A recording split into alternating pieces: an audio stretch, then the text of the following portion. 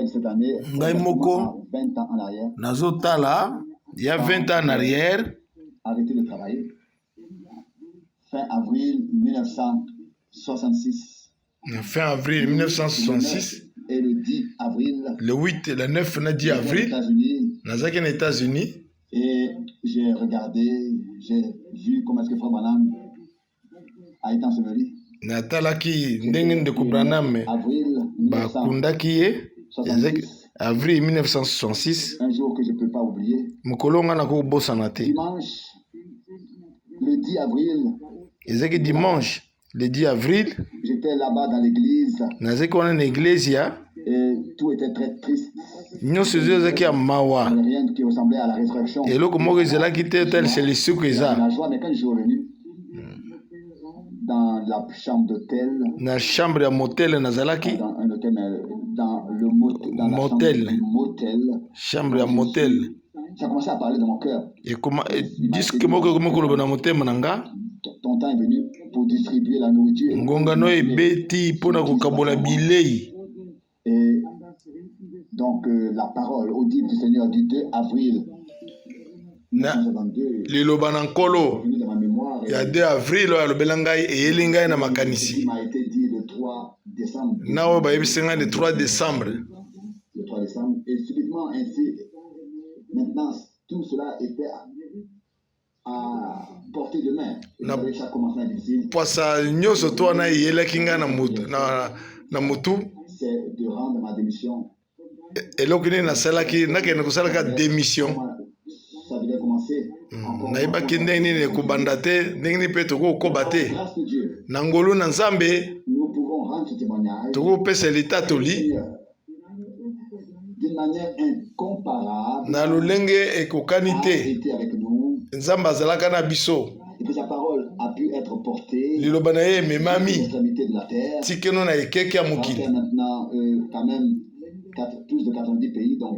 totamboli koleka 90 pays na bamboka wana natamboli kutu likolo na Inde 20 fois nakei kuna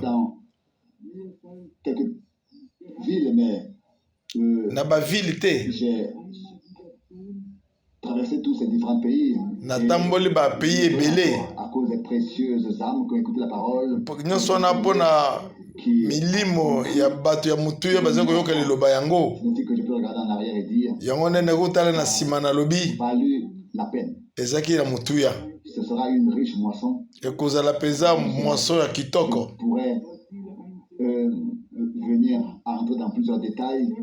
nakokota na detail te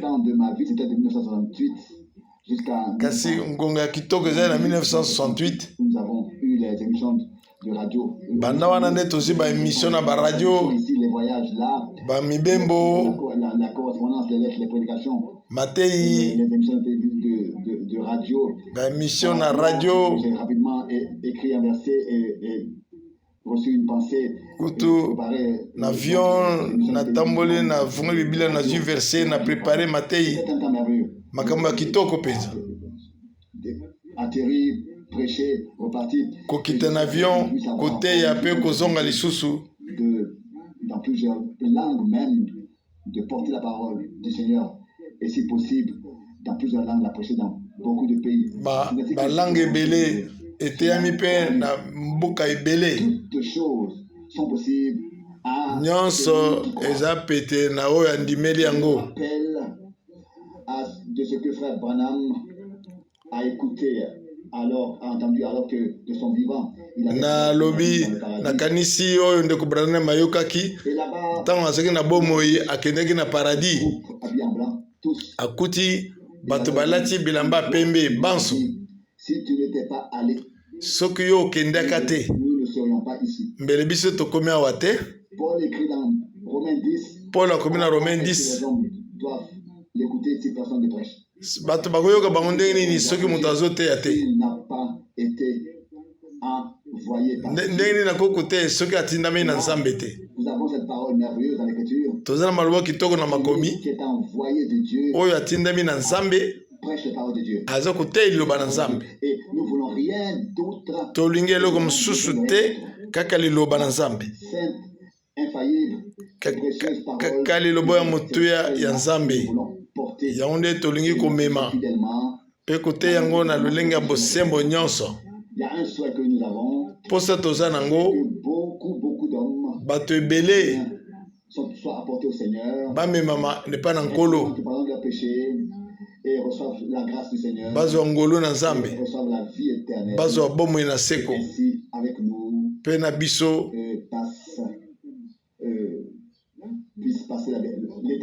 bongo tokende na bango na biso tokende na éternité na seko na seko. Nalingi natanga 3 versets liboso natanga yango frère Russe kasi atangi verset te eza Zacharie 10 verset 1 yasenga na Yawe mbula na ngonga ya pula na ngonga ya mbula. Je crois que nous vivons dans ce temps.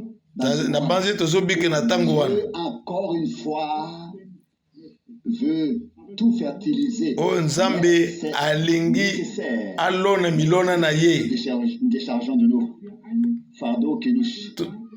Alingi nde tolongol ba mikumba tozana. Et nous détacher de tout ce qui nous retient. Tolongola o nyonso ezokanga biso. Recevoir la mentalité de nos frères de l'Afrique. Tozwa lolenge ya bandeko na biso Afrique. Bango bazoke loba na Nzambe na esengo. Pour ce qu'il a déjà fait. Pona okumisa nkolo pona oyo esi asali. Na kati na kondima tokoki koloba. Encore le reste. Nzambe asala oyo etikali. Produira le reste en nous. Akobota oyo etikali kati na biso. Au chapitre 20, je lis Jérémie chapitre 20. Jérémie chapitre 20 verset 9. Jérémie mukanda na tukumi bale molongo ya libwa. Je ne me souviendrai plus de lui. Tango na kolobete na kokanisa ye lisusu te. Pe na koloba lisusu na kombo na ete. Kati na ngai ezali lokola moto moko ezopela. Nakangami ekangami na mikuwa na ngai. Soki nalibi na supporter yango na koka te. Les hommes de Dieu, les prophètes du Seigneur, bato na Nzambe, qui avaient été appelés par lui, ba prophète na nkolo oyo nyonso to babiangama na ye na liloba oyo pas de propre choix, baza na nzela na bango moko te. De veto. Dieu les avait appelés, Nzambe abiangi bango, mandatés, atindi bango, accordé sa parole, apesi bango liloba na ye, fait connaître sa volonté, atalisi bango mokano na ye, ou qui ne voulait pas. alinga te. Il devait parler, esengeli aloba, c'est-à-dire au nom du Seigneur. esengeli aloba na kombo na nkolo Yesu Kristo. Et ainsi avec nous.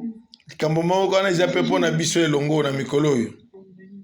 Souvent j'aurais bien voulu voir que tout soit fini. Mingi nalingaka ete namona nyonso esili auprès du Seigneur. Na pembeni na nkolo. Mais si nous supposons que Dieu ajoutera encore des hommes, soki tobanzi ete Nzambe akoba lisusu bato mosusu, Nzambe akoki utilize biso mpo na bongo. Ça ne devrait pas seulement être moi, mais ekozala kaka ngai te, biso nyonso tu esengeli tobelema tozala na se bokambami na Nzambe. Qui avait consacré votre vie au Seigneur. Biso bayo tobonzelaki bombo na biso epa na nkolo. Ou bien pensez-le comme vous le voulez. Po banisa ndenge bolingi. Est-ce que la vie aurait eu un sens si elle n'avait pas été vécue? Bomo ina bino elingi ozala na sens soki ezalaki mpo na Nzambe te. Peut être remplie d'un contenu si elle n'est pas vécue pour Dieu. Bomo ina biso elokoki kotonda soki esalamaki mpo na Nzambe, soki oza kobika mpo na Nzambe te. Une vie qui est vécue avec Dieu, pour Dieu, a un sens, a un objectif. Bomoi est précieuse. Na Nzambe pe po na Nzambe yango eza na sens. Ici écrit, mais quand je me dis, Jérémie alobi, je ne me souviendrai plus de lui. Tango na kolobete na kobanza yete na koloba pe tina na yete. Profondément en moi, c'est comme si un feu kati na ngai eza lokola moto. Moto ezopela na kati ya mikuwa na nga. De le supporter, je ne le soki na lobete na supporter ngona kanga motema na kokate. Que j'aimerais lire de Jérémie, il est dans Jérémie 15. Dans Jérémie 15 verset 16. Verset 16 le bami. Jérémie 15 verset 16. Toutes les fois que tes ordres ont été donnés. Tango iso mitinde na yo epeselmi. Na sale yango bilia na ngai. Et tes instructions. Pe malakisi na yo. Délices. Ezali elengi. Pour mon cœur. Pe sengo na motema na ngai. Car je suis appelé par ton nom. Pambate na biangami na kombo na yo. Dieu des armées. Nzambe na mapinga. Quelle parole merveilleuse. Lilobani na kitoko. Toutes les fois que tes ordres ont été donnés. Tango iso mitinde no epesemele. Nourriture. Eza kola bibiza bilia na nga. Dans l'évangile de Jean. Tomona sango na yone. Mal bilia na ngai. Eza kosala mukano na Nzambe. Na Nzambe atindi ngai. Qu'est-ce que c'est que ta nourriture et ma nourriture spirituelle? Nini yango bileye la parole de Dieu. Ya molimo liloba na Nzambe. Une nourriture en parole. Liloba na dans la pratique. Liloba. Faisons na misala. Ce que le Seigneur a dit. Oyo nkolo ya lobi. Exigé dans sa parole. Et oyo asengi biso na kati ya liloba ne tosalela yango. Ce qu'il disait. C'est ça notre nourriture. Toutes les fois que tes ordres ont été donnés, j'en ai. Tango iso mitinde ne pesema eza kola eza bilia na ngai. A besoin de pain, a besoin de nourriture. Moto azala posa na lipa na biloko kolia. De l'Éternel est donné et cet homme dit que cela fut ma nourriture. Kasi tango liloba na Nzambe peselami moto ya zoloba ke yango ezali bilia na ngai. Continue son chemin et dit mais azo banzela na alobi. Pourquoi tu parles ici? Pourquoi tu ne le pas Au moment où nous expérimentons personnellement le Seigneur et que Dieu est devenu pour nous tango to biking kolo akomi oya biso ya mukolo na mukolo ezona iza solo bileko ebilobana ekomi solo. Jésus disait déjà, et cela a été écrit déjà dans Deutéronome. Jésus a le bien yango kote komami na Deutéronome. Mais de toute parole. L'homme ne vit pas de pain seulement, de toute parole. Ozo bima na monoko na Nzambe. Est sorti, a été donné. Liloba bimi. Reçu, fraîchement. Toyambi lilobango. Nous avons par la parole une relation avec Dieu. Nanzela liloba tozana boyokani na Nzambe. L'apparence extérieure. Na lulenge ya libanda te. En tant que religion. Lokola ba religion. Babu sambeli sambeli. Nous avons été touchés par la parole de Dieu. Tosimba mina liloba na Nzambe. Par sa parole, c'est adressé à nous. Na liloba na ye elobami na biso. Et nous avons reçu une relation avec lui. Pe tozu boyokani na ye. Et son esprit. Na molimo na ye. Sa parole, ses ordres nous ont. Boye liloba na yo mitinde nango ekomi bilia na biso. Et tes instructions ont été un délice et une joie. Pe malakisi na yo ekomi elengi na esengo. Cela puisse venir ainsi avec chacun de nous. Wana ekomela biso. Tout ce qu'il a ordonné. O nyonso apesi mitinde. Tes instructions. Nyonso malakisi. Elles soient devenues pour nous une nourriture spirituelle. Ekoma pona biso bile na molimo. Tes instructions ont été malakisi na yo ezalaki elengi pe esengo na motema na ngai. Des gens qui le font si péniblement. Quand le Seigneur dit, bato ba kusala ngona pasi. Croyez-moi. Soko nkolo alobi dimela ngai bozo alibatisi. Bazo ya na koizitaka koyima yimaka. Kasi soki to biki makambo ezobongwana. Si nous recevons sa parole dans notre cœur, soki to yambi liloba na mitema na biso. Devient en nous et nous la laissons. Eye kati na biso pe totiki yango oboti mbuma kati na biso ekozala elengi mpona motema na ngai. Car je suis appelé par ton nom. Mpona biangami na kombo na yo. L'Éternel des armées. Nous sommes appelés. De quel nom sommes-nous appelés? To babiangi biso na kombo nini babiangi biso? Tozomi benga ba chrétien. Oui. Eh? Il y en a beaucoup qui s'appellent chrétiens. Ebele bazo benga ba chrétien. Baza ebele. Nous avons été baptisés dans le nom de Jésus. Kasi biso to batisami na kombo na nkolo Yesu Kristo. Portons son nom. Tozomema kombo na ye. Nous sommes liés avec lui avec sa parole, tokangami na ye na liloba na ye soki yete liloba na ye eloko te. Tes instructions ont été un délice. Malakisi na ye ezalaki elengi pona na esengo pona motema na ngai. Tokoki koloba ngo biso banso.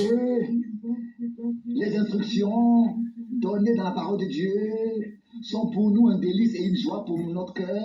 Tokoloba mpona biso boye mitindo ya nkolo eske ezali mpona biso elengi esengo na mitema na biso eza mukumba toza nango oyo ezomema biso tokoki kotambola ndenge tolingi te. Tes instructions ont été un délice. Malakisi ezalaki esengo mpona biso mpona motema na ngai. Qui écoute la parole de Dieu. Mpona biso tokoki loba na yo tondimi yango mpe. Est-ce que bazososola ngo que leur salut dépend de cette parole. Que lobiko na bango etali bobele na liloba oyo. Pas seulement et soit pas seulement des visiteurs au but. Bazo koyoka ngo kaka te. Bazo koyoka ngo babosani te mais bazo kosalela yango. Alors en eux cette parole boye est un délice. Kati na bango liloba ngo eza elengi. Il voit en et puis esengo. Avec grâce les a attirés à lui. Et puis bayoki ngolo et bendi bango. On peut faire un nouveau commencement avec lui. Dans Jérémie, le chapitre 6. Jérémie 6. Jérémie chapitre 6, verset 16. Ainsi parle l'Éternel. Jérémie chapitre 6. Ainsi parle l'Éternel. Les chemins. Et regardez et sondez les sentiers. Botala pe bo senzela nzela na yango. Lequel est la voie du salut. Wapi yango ezali nzela ya lobiko. Ensuite, et vous trouverez le repos de vos âmes. Bokozwa kimia na mitema na bino. Parole merveilleuse. Liloba nini ya kitoko boye. L'Éternel. Boye nkolo alobi. À nous tous. Tenez-vous. Botelema. Sur les chemins. Na nzela. Et sondez les sentiers d'autrefois. Botala banzela ya kala. Les sentiers étroits. Banzela ya kala. Le sentier étroit que nos frères et sœurs d'autrefois ont suivi pour être sauvés. Bande konabiso akala balandaki yango pote babika. Nous devons regarder et sonder les sentiers. Esengeli totala. Le sentier du salut, il y a beaucoup de sentiers. Banzela eza ebele. Même dans la perdition. Ozo memena liwa. Chacun fait chemin. Toza bobele na nzela moko. Qu'une seule vie. Oyo eza bomo moko. Salut. Oyo lobiko. Béatitude et tout cela. Oyo ba bolamu nyonso na nzambe lekami na nzela wana. Tenez-vous. Botelema. Sur les chemins, regardez. Na nzela. Et sondez. Botala. Les sentiers d'autrefois. Banzela ya kala. Et trouvez le sentier d'autrefois. Botala banzela ya kala. Botambola likolo na yango. Et il est écrit ici mot à mot, lequel alobi boy. La voie du salut. Nzela nini yango ezali ya lobiko. Dans l'Ancien Testament. Na boyokani na kala. Il n'y a en personne le salut et il n'y a pas un autre nom. Alobi ya. Na mutu moko te lobiko ezali. Na boyokani na kala. En dehors du nom de Jésus pour être sauvé. Kaka na Nouveau Testament kaka bobele komo na Yesu Kristo pona kubikisama. Regardez et sondez. Botala. Sentier. Botala banzela. Bokuta nzela nini eza lobiko. À ce sentier. Et Jésus disait, je suis la porte. Yesu azoloba ngai naza ekuke. La voie du salut. Cherchez la porte et trouvez-la. Nazali nzela lobiko. Il est tout. Aza nyonso. Sondez. Botala. Regardez, tenez-vous sur le chemin. Botele melikolo nzela. Et sondez les sentiers. Botale la nzela. Lequel est la voie du zela nini yango ezali zela ya lobiko. Ensuite. Sima. Ça c'est l'évangile. Botambola likolo. Wana ezali sango malamu na bokonzi na boyokani na kala. Un message de joie. Ezali esengo. Évangile dit sango na esengo. Il est devenu une réalité. Et oyo komi bosolo. Ensuite, il est dit de manière si merveilleuse en alobi. Et donc, marchez-y ensuite. Botambola. Voir le chemin. Nanzela. Entendre parler du chemin, de la voie du salut. Zela le chemin ya lobiko. Alors, si vous avez trouvé. Alors, soki bomoni yango tambolani likolo nango. Doit se mettre en chemin. Po oyo alingi okoma na tina likambo efo akotelema na nzela akoma ti suka na likambo yango biti yango wana. Quelle est la voie du salut? Oh, nini yango ezali nzela ya lobiko. Tambolani wana nde okukuta kimia ya motema ya limu na yo. On peut la retrouver dans Matthieu, dans Marc, dans Luc. Toko komona malobango na Matthieu, dans Marc, dans Luc. Aussi dans les évangiles. Pena ba évangile. Venez à moi vous tous. Albi boya ipa na bino banso. Et cherchez. Bino nyonso bazana mikumba na bino.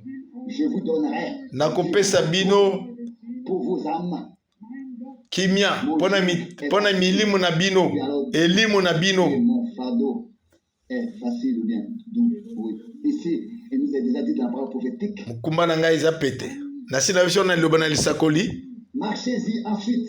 Botambola ngo likolo nango. Vous trouverez le repos de vos âmes. Bobo kukutana na kimia ya mitema na bino. Ya miele na bino. Encore, nous avons aussi une âme, nous avons aussi un esprit. Tozana corps, tozana âme, tozana esprit. Alors l'âme, quand le corps, donc l'âme. Tango nzoto baby ekufi. Alors elimu esengele bima. So moto akufi, elimu na ese bima. Na bao nyonso to baza consacré na Nzambe te. Confier leur vie à Dieu. Ba besa bomo na bango na Nzambe. La nécessité de venir à lui. Wana nde bakoyeba soki basosoli ya mutu yo kozonga epa na ye. Sans lui. Soki ye te. Vous pouvez vivre ici. Boko bika awa na mokili. Kasi kuna na lola te. Là-bas entreront seulement kuna ceux bawe bakokota bawe bayambi bomoi la vie de Dieu, la vie divine, la vie éternelle. Bomoi ozali bomoi na Nzambe, bomoi na seko. Sont nés de nouveau. Bawana nde babotami sika. Demandé le jour de la Pentecôte. Okoloba na ngai bon kasi mokolo ya Pentecôte. Mokolo ya Pentecôte. Mais bien aimé, balingami si demain soki lobi wana voulons expérimenter la Pentecôte, tolingi kobika Pentecôte esengeli lelo, n'est-ce pas? Lelo les conditions pour cette expérience, toza na condition mpona libiki yango pour entrer en nous et mettre notre vie en ordre. totia bomo na biso na alima. Et réfléchissez un peu autrefois. Les frères et les sœurs ont fraîchement expérimenté tout cela avec le Seigneur. Banambel pe basi na tango akala babikaki makambo ngo na nkolo. Ils l'ont vu comme ressuscité. Bamoni lokola sekwa. Les Écritures nous disent dans Actes des Apôtres, Na Actes des Apôtres, premier chapitre, na premier chapitre, que le Seigneur kolo pendant 40 jours pendant 40 jours était parmi ses disciples. azalaki na bayekoli na ye Avec eux concernant. asololi na bango kotala bokonzi na likolo. Et nous devons être ravis ainsi dans la présence même de biso pe esengeli pe toza na esengo na bozali na Nzambe comme autrefois il était. ndenge kala azalaki biso pe ezozala bongo. Golgotha était que tout l'œuvre accomplie de la rédemption mosala nyonso ya Golgotha puisse nous être révélé. efungwemela biso Pénétrer, ekotela biso na mitema entrer et nous réjouir. epi esepelisa biso Et la grâce que nous tant avons tozoloba na ngolo tozwi ouvrir nos cœurs. esengi na fola mitema na biso Reconnaissance na devant bososoli la face de Dieu venir. liboso na elongwe na Nzambe. Ensuite, Nsima nango recevoir la puissance toyambi nguya ya Molimo de Santo la vivre. mpona kobika. Dans Actes des Apôtres, Na Acte des Apôtres awa moskapo na yambo dès le verset Actes des Apôtres chapitre Acte des Apôtres chapitre 1 verset 2. donc Actes des Apôtres 1 verset 1, la deuxième partie du verset. Acte des Apôtres verset 1 fait et enseigné depuis le commencement. abandi kote Verset 2 maintenant jusqu'au jour. uta na ebandeli tikino na mokolo apesaki bango mitindo. Puis il fut Po nsima anetwami et il fut enlevé. après qu'il eut souffert, Simana konyoko manaye.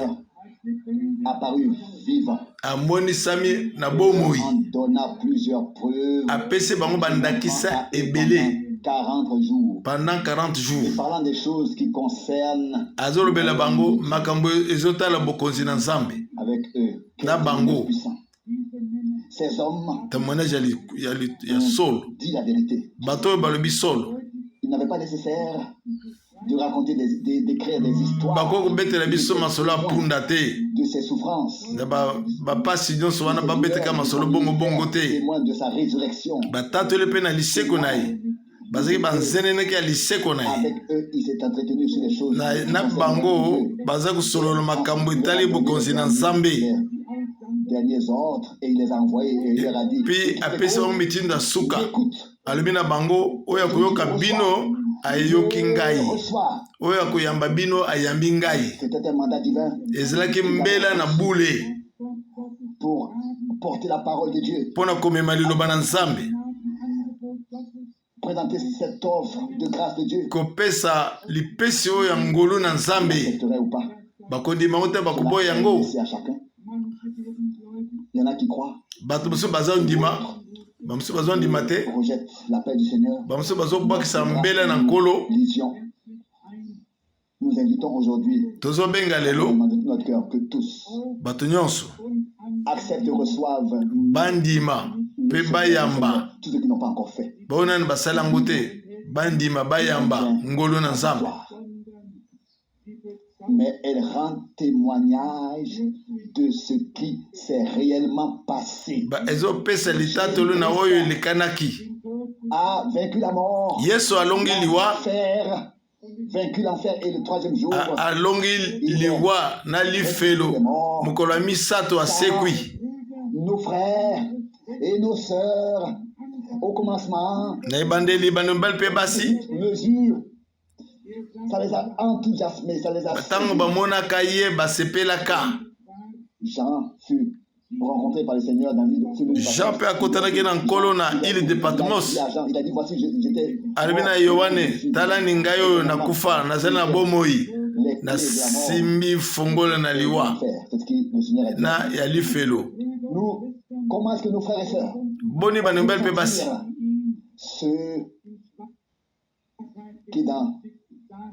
Ceux qui le voyaient crucifié dans la faiblesse. Oyo ba mona ki na botao na ye, babake ne kulusu. En tant que le ressuscité. Siko ba yo mone lokola oyo asekwa na liwa. Disait, il m'a été donné. Alobi na bango boy epesemeli ngai. La terre comme au ciel. Bukonzi na lola pe na mabele. Et il a encore ce soir ici. Na poko na lelo pe. Confie-toi à lui. Aza pe na pouvoir na ngoto mikaba na ye. La puissance de Dieu. Le pouvoir de Dieu. Bokonzi na Nzambe. Que la puissance de Dieu. Bokonzi na Nzambe ya koleka. Toutes les puissances de ténèbres et les principautés des ténèbres. Azala nguya likola molili. Pour que nous puissions servir le Seigneur. Pote kangola biso to selela Nzambe na biso to kangola mina milimo nyonso tu. Oyo ekamba biso tikuna epai na ye. Apesi mitindo na bayekoli na ye. Il a été enlevé. Sima na kopesa mitindo anetwami na kembo.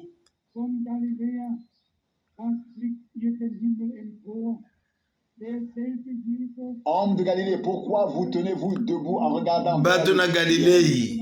Pona nini botelemi na kutalaka Yesu yo. Oyo bomoni anetwami na miso na bino. Akoya lulenge moko akei. Au ciel. Ndenga ke na lola kozonga ndenge moko. Qui aujourd'hui est saisi. Nani yango lelo asimbami. Parce que notre Seigneur est né dans un corps de chair. Abotami na nzoto. Tout autre homme. Pourquoi moto nyonso.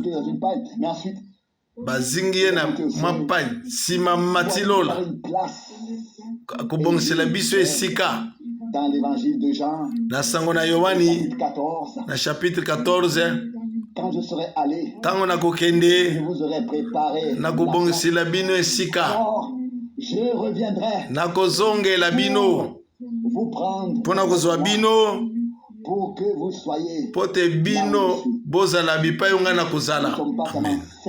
Tosima mika pamba te que le Seigneur a accompli l'œuvre de la rédemption. Ete nzamba saleli biso lisi côté. Nous avons reçu la grâce de Dieu. Ete to mingolo na nzambe te. Nous sommes aussi touchés. Tosima mili susu. Nous avons reçu la vie éternelle. To yambi bomwe na seko. Et que Dieu a pardonné nos fautes. Nzamba limbisi masumu na biso. Alongoli mbeba nyonso. Et que nous avons trouvé le repos. Et puis tozwi kimia ya milimo na elimo na biso. Si demain nous voulons expérimenter la Pentecôte, tolingi kobika Pentecôte. Déjà aujourd'hui, la puissance de la résurrection, toyeba nguya ya lisiku, la grâce de Dieu, tozongolu na nzambe, et avoir été pénétré. Et puis liloba na nzambe koti kati na mitema na biso. Soit touché, mitema na biso simbama par le Saint-Esprit. Na mulemu santo. Le monde entier est sous la puissance du malin. Pamte mukili mobimbeze na sena nguya munguna. N'est-ce pas? Ne nous a pas apporté de religion. Yesu amemeli biso ba religion te. Il nous a révélé Dieu. Alfongole biso nzambe nani? Lui qui m'a vu. Alobi ke oyo amoni ngai amoni tata na ngai. Amen. Nous a apporté la vie. Amemi biso bomoi. La charismatique qui s'était créée. Celui qui a le Fils. Ndenge komami te oyo azana mwana azana bomoi na seko. Beaucoup de versets. Amen. Ba verset belé. Encore les lire. Tokoki kotanga yango. Nous connaissons les Saintes Écritures. Toyebi makomi na boule. Il s'agit de ce que nous aussi, comme croyants, ezali nous puissions nouvellement biso pe lokola bandimi saisir ya sengeli to simba tozala na esengo de ce que Dieu pour nous a fait en Christ. Na oyo nzambe asali mpo na biso kati na Kristo. Nous étions ceux qui étaient condamnés par biso tozalaki baoyo tokwesamaki. Mais celui qui était innocent kasi oyo azalaki innocent a pris notre place. azwi esika na biso. Notre condamnation est tombée sur lui. Likweyisi na biso ekweyi likolo na ye. Et c'est par ses meurtrissures ezali na pasi na mapipi na ye nde biso tobikisamaki. Ntango Jérémie prophète azoloba asili kosakola yango avant. Sur le chemin, regardez talani na nzela les sentiers. Botala banzela nzela oyo ya kala. Cherchez lukani ce bon ancien sentier. Na sentier ya malamu ya kala. Du salut, la voie du oyo lobiko ezali. Et cette voie du salut là, nous devons la chercher. Wana nzela lobiko wana esengeli toluka yango. Y marcher.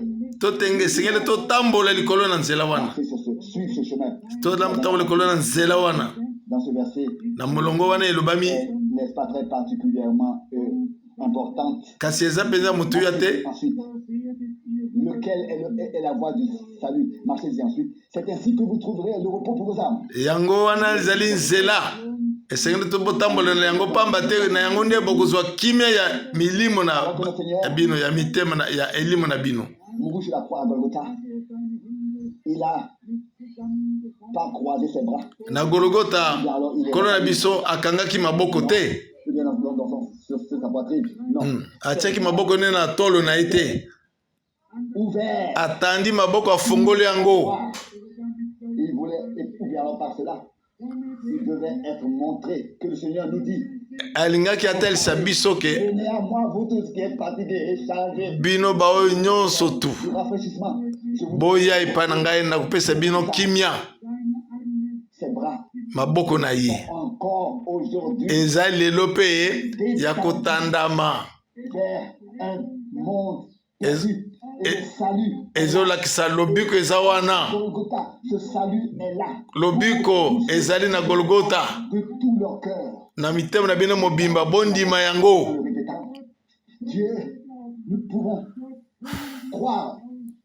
Toki esengeli kondimela nzambe. Tosukisami ke makomi na bule ezoloba na nzela molimo santo. Awa tozali loba na nzambe. Botambola ezali nzela na lobiko. Botambola likolo nango que vous trouverez le repos. Kuna nde bokutana na kimia. Vos âmes. Kimia ya mitema na biso. Que chaque homme qui n'a pas encore été sauvé. Moto nyonso to abikisa mite. On verra encore que subitement une insatisfaction. Azana na esengote. Azangi kimia. Quand on pense à ce qui pourrait se passer avec nous. Tango yazo kanisa eloko nini kolekana na biso sima na liwa kasi. Pas quand on n'est pas sauvé. Wana ne tango bikisa mite. La mort est vaincue. Liwa elongami. Lisumu efutami. Les péchés ont été pardonnés. Masumu na biso limbisami. Amen. L'homme est né dans le péché. Moto botemi na masumu. Il n'a pas besoin de mourir dans ses péchés. Kasi azana posa kufa na masumu ngote. Il est sauvé. Il abikisamaki. Azuma kumba na biso. Ont été mis sur l'agneau de Dieu. Mikumba na biso etiami likola mwana mpata nzambe. Comme croyants, comme des gens qui ezali na kondima. Lokola bato basi bandimeli ye. Nous puissions louer Dieu. Tokumisa nzambe. Et si nous pouvions être le fruit de ce que Dieu a accompli à Golgotha. Tokuzala mbumba na oyo nzambe akokisi na Golgotha. Du prix qui a été payé là-bas. Na talo efutami kuna. Que nous puissions être ce résultat-là. Botozala mbumba wana. Vivre et l'être pour l'honneur de Dieu. Que chacun de nous. Moko na biso. Une prédication. Une lettre. Azala litei. Un témoignage. Azala litatoli. De la mort. Ya liwa. Du pardon. Na bolimbis. Du salut. Na lobiko. De la nouvelle vie. Na bomo na sika. Na nzambe. Que nous soyons un témoignage vivant. Tozala litatoli na bomo yi. Si nous puissions l'être. Soki toko kuzala yango. Sachant ce que Dieu a fait là-bas. Na koyebe te o nzamba sali kuna na Golgotha pona ngai pona yo.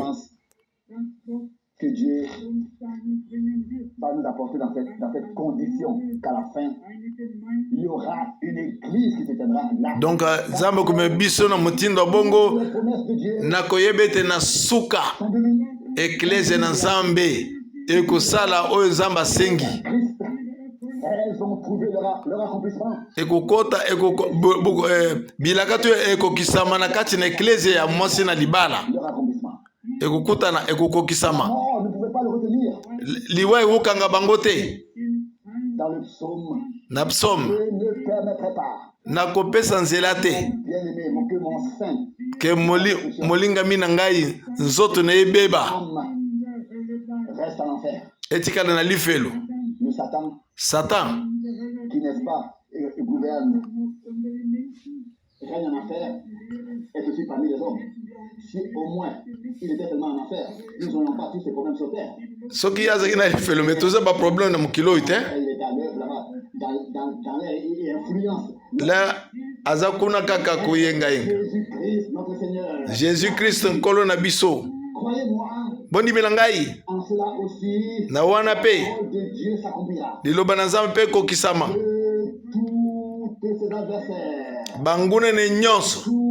Sont placés sur ton marchepied. Bango nyonso bakozala na se ya matambe na ye. Manifestera la victoire. Ekotalisa elonga. Il manifestera, n'est-ce pas, le plus grand triomphe. Akotalisa elonga monene ya et nous le croyons de tout notre. Et puis tondimi yango na motema mobimba. Amen. Nous, Dieu nous a ordonné de nous tenir là sur les chemins. Zamba apesi biso mitindo totelema na nzela. Plusieurs directions. Banzela eza ebele. Kasi toyoki mongongo na nzambe ezoloba. Quelle est la voie du salut? Nini yango nzela nini ezali ya lobiko? La vérité et la vie. Celui qui m'a dit. La vérité et la vie. Trouve le salut. Oyo akutani na bomoi. Akutani na lobiko. Sans lui, nous n'avons rien. Soki ye te toza na eloko te. Na ye elongo toza na bomoi na seko. Mais nous avons que Dieu soit remercié. Nzamba kumisama. Cette voie-là, ce chemin-là, nzela wana. Cette vérité-là, vérité wana. Cette vie-là unique. Bomoi wana yango nde ya nzela nzambe. La vie de Dieu. Bomoi na nzambe. La parole parole de Dieu, liloba na nzambe, grâce de Dieu, le royaume de Dieu, bokozi na nzambe, l'œuvre de Dieu. libote na nzambe, C'est de ça qu'il s'agit. nde bongo nde likambo. Marchez-y ensuite, Botambola likolo na yango sima. que vous trouverez le repos. Wana nde bokutana na kimia ya miela na biso. Que nos pieds puissent être placés sur la voie du salut et de la paix. Matambe na biso etiama likolo na nzela ya lobiko. Qui ont reçu sa paix. Oyo bayambi kimia na ye. Procure des hommes qui, pour son honneur, servent à la bénédiction des autres ici sur la terre. Wana Honore Dieu, oui, par la foi, par leur vie. kumisa nzambe D'accord.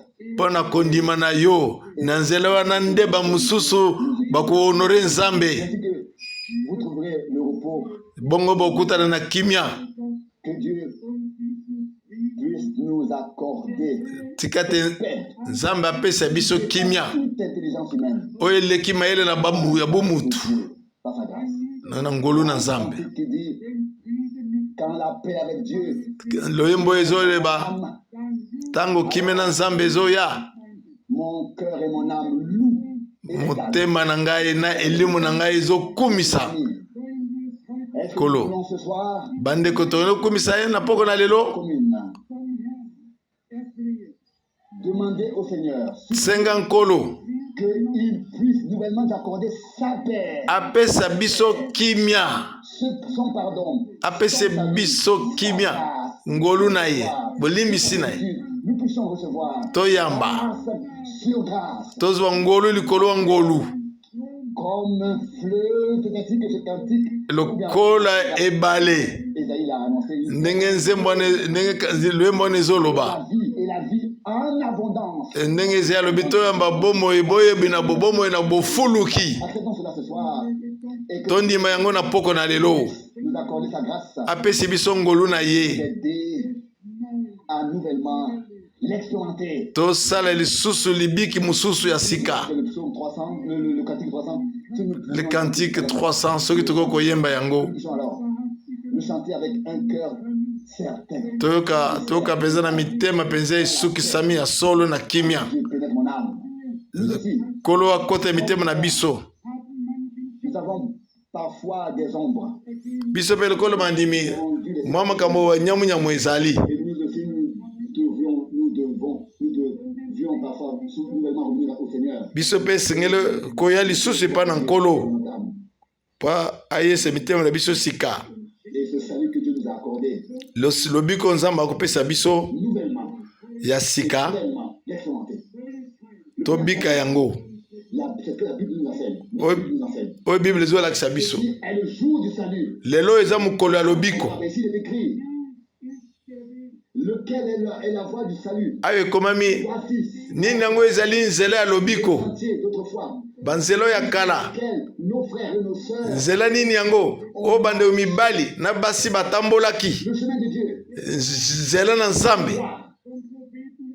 du prophète Jean, le précurseur, Jean oyo ayaki yambo na Jésus. avant Jésus, de lui il est dit, Alobaki frayez à l'Éternel un chemin, bosalela nkolo nzela. sentier pour notre Dieu Bobongisa nzela mpo na nzambe na biso. est aplani. Bobongisa yango. Nous avons seulement besoin d'y marcher. Tozaki aposa kotambolaka likolo na nzela basi babongisa. Salut. Nzela ya lobiko. Venons au Seigneur réellement. Toya na pa nkolo. Et ou bien alors peut-être aussi pour la première fois, nous l'expérimenterons. Ata wemba la liboso bokobika yango. Je voudrais adresser cette parole à ceux qui n'ont pas encore fait cette expérience. Nalingi koyeba likambo oyo na baoyo nani babiki yango te. Essayez-le. Invoquez le nom du Seigneur. Belela kombo na nkolo. Ça, vous devez le faire. Par la prédication, Na nzela litei mais dans la prière, na lolongo avec lui. liyen lai kaka. Nous lui donnons la réponse Topesi eyanu. à ce qu'il nous a dit. Topesi eyanu na oyo ye ayebisi biso. Ta réponse. Dis bien aimé Seigneur, Loba na molinga minkolo. je viens à toi. Na ye pa na yo. Tu ouvert tes bras. Ofongoli maboko na yo. Et trouver le repos. Pote tozomona kimia. Et la paix avec na boboto. Ya mitema na ya miela na biso. Et recevoir le pardon de péché et la vie éternelle. To yambi bombo limbisi na masumu na biso pe na bomo na seko. Tous ceux qui invoquent le nom du Seigneur. Ba banso baza kobelela kombo na nkolo. Soit son Saint-Nom. Bo sanzo la kombo na ya bule. Prions. To bondela banso. Je te remercie de tout mon cœur. Nazongisilo matondo na motemo na nga mobimba. Parce qu'il y a encore des hommes qui sont là. Po batu musu bazawana. Entre en eux. Ils sont conscients que ils sont sur le chemin large. Basuki samite bazana nzela munene. Seigneur fidèle. O nkolo ya sembo. Ils se tiennent sur le chemin et regardent et subitement ils te voient. Toi le crucifié. Bazo mona yo. Ils voient un nouveau chemin. Bazo moni nzela sika. Un chemin vivant. Nzela bomoi. Le chemin de Dieu. Nzela nzambe. Oh Seigneur fidèle. O nkolo nzambe ya sembo. Ensemble. Tosengi yo elongo. Ceux qui ont levé leurs mains. Oyo batomboli maboko na bango. Tu les as touchés le cœur par ta parole. Osimbi mitema na yo, mitema na bango na nzela liloba na yo. L'âme est plus précieuse. Molimo eza na mutu yo koleka. Seigneur, nous te demandons maintenant ensemble Tosengi yo elongo. qu'ils puissent te trouver Bakutana na yo. ton chemin et suivre ce chemin, c'est-à-dire marcher avec Batambola na likolo na nzela na yo pe batambola likolo na yango. la voie du salut et y marcher, c'est-à-dire Epai nzela lobiko eza. ils viennent à toi Baya epa na yo. pour recevoir la paix et le repos. O bazwa kimia. Seigneur, c'est encore le temps de la grâce. Tu appelles Na encore tango ya ngolu na les ozo bianga lisusu. la porte se fermera Sima nango ekoki kukangama. et la porte sera fermée. Ekukangama. Et alors les hommes viendront, Bato bakoya. ils frapperont. Bakotuta bakobeta Ce porte. sera trop tard. Ekozala Les portes ne sera baye plus. retard. Une ordination. Tozongisilo matondi. Et pour cette parole, Pona liloba oyo. grâce Na ngolu oyo. pour le salut, Pona lobiko. pour le pardon, Pona bolimisa masumu. pour la nouvelle vie éternelle. Pona bomo na sika. Fais grâce à Ya seko. tous ceux qui ont pris leur décision maintenant Banso bazui mukano na bango sasa ipi. pour que le nombre soit plein Pote bato baetonda bafuluka. de Dieu. Et nous tous, que tu puisses nous remplir d'une joie nouvelle, d'une Biso banso otondisi biso na esengo ya sika. honneur du Dieu, nous pénétrer Liloba na ekotela biso na mitema. l'attitude. Tout ce qui a attristé la relation avec toi. Longola oyo nyonso tu epesi biso mawa na boyokani na yo na biso. En tant que soleil de justice, Yo lokola mwese na bo sembo. sous tes rayons, nous croyons Na se en un plein salut. ya bariyo na yo tondimi na plein salut ya yo. Amen. Toi, le Dieu Tout-Puissant, Epa na yo nzambe na nguya nyonso. nous te remercions pour nos frères Tozongisilo matondo mpona bandeko. qui, nouvellement, se sont ajoutés. Oyo babakisami sika. Seigneur, que tu puisses toi-même opérer une œuvre Yo moko osala mosala kati na bango. parole par ton sang et par Na ton nzela makila na yo. esprit. Nous te remettons et les remettons en tes mains et à ta grâce. Tozongisi bango nyonso na maboko na yo pe na ngolu na yo. Amen. Amen. Nous restons encore un peu dans la prière. Totikali nano na lusambo. Peut-être qu'il y en a quelques-uns Tamsu bamsusu qui ont des requêtes baza na masengi. et des requêtes de prière. Masengi ya lolombo ya malombo. Levez vos mains rapidement. Botombola maboko na bino na lombango. Oui, il y a plusieurs requêtes de prière. Ah, Nous barekete voulons ya pierre alors ezali. prier pour les requêtes. Tobondela pona yango. Chantons ce cœur. Toyemba loyembo oyo. Seulement, Ndima kaka. seulement. Ndima kaka. Accepter dans la foi cela. Ndima yango pe na kondi. Ndima nyonso wana na kondima. Croire seulement. Ndima kaka. Tout est possible. Nyonso eza pete. Croire. Ndima kaka. Croire seulement. Ndima kaka. Croire seulement. Ndima kaka. Tout est possible. Nyonso eza pete. Croire seulement. Ndimakaka. Jésus Yesu. est ici. Azaawa. Jésus Yesu. est présent. Azali awa. Toutes les choses sont possibles. Manse eza Parce pété. qu'il est là. Po ye azawana. Jésus Yashua. est Yesu. là. Azawana. Jésus Jésus. est là. Azawana. Tout est possible. Nyonso eza pété. Parce que Jésus, Po ye azawana. Azawana. Seigneur fidèle, Kolo ya ensemble, sembo. nous te remercions Tozongishilo matondi. de tout notre cœur Na mutema na biso mobimba. de ce que tu tiens tes promesses. Na lulenge te yo ozaka sima bilaka na yo. Là où des hommes sont rassemblés en ton nom, Esika bato basangani na kombo na yo. même si c'est un petit nombre malgré tout. Ata bazali tuluka muke. 300 par exemple, déjà tu es présent, sont rassemblés, tu es déjà présent. Nous croyons. Yo ozawana, sangani yo ozawana. Tu es présent. Ozawana. Tu passes par nos rangs maintenant.